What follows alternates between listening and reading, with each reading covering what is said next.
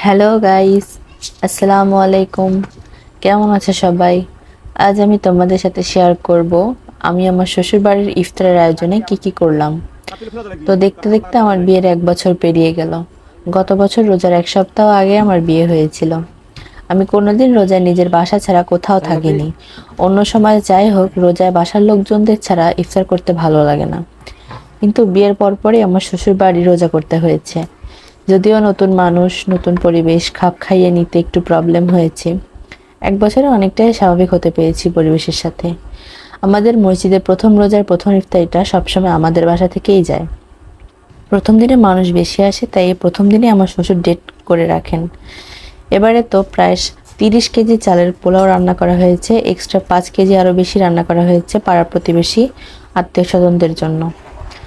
গত বছর ইফতারিতে আমার মামি শাশুড়ি, খালা শাশুড়ি, ননদ, তার ছেলে মেয়ে সবাই এসেছিল। কিন্তু এবারে আর তারা কেউই আসতে পারেনি। শুধু মামি শাশুড়ি এসেছিল তার ছোট ছেলে মেয়েদের নিয়ে। ননদ কিছুদিন আগে এসে ঘুরে গেছে বললে তারাও কেউ আসেনি। কি আর করা যাবে, এখন সবকিছু আমাদের শাশুড়ি আর বৌমাকেই সামলাতে হবে। পাশের বাড়ির একজন মহিলা এসে হেল্প করেছিল শুধু। সেই সকাল থেকে পেঁয়াজ, মরিচ, রসুন সবকিছু রেডি করে রেখেছিলাম।